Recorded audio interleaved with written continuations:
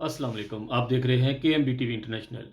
ناظرین، ہم آپ کے پاس آج بہت افسوسناک خبر لے کر آئے ہیں کہ پاکستان کے پرنس آغا خان جو 4 فروری کو پرتگال کے شہر میں انتقال کر گئے۔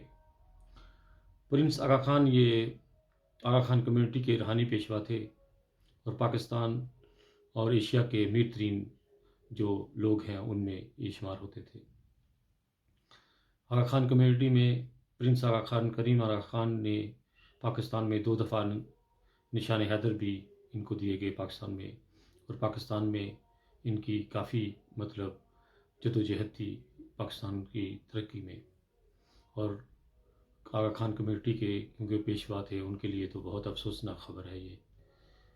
تو آغا خان کمیونٹی سے ہم لوگ اسی طرح افسوس میں شامل ہیں جیسے ایک مسلمان بھائی یہاں سے کوئی بھی دنیا سے چلا جاتا ہے تو اس کے لیے سب افسوس کرتے ہیں۔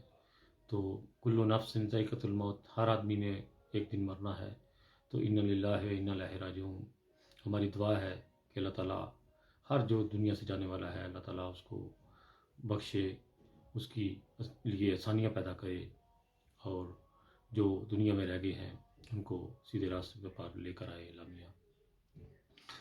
یہ بہت امیر ترین آدمی تھے، اور پاکستان میں اور ایشیا میں افریقہ میں بھی ان کے کافی بڑے بڑے سٹور تھے، اور یورپ میں بھی ان کا اکثر میگزین میں جو ہے ان کی تصویر آیا کرتی تھی، کیونکہ کافی مشہور ترین ہستی تھی یہ۔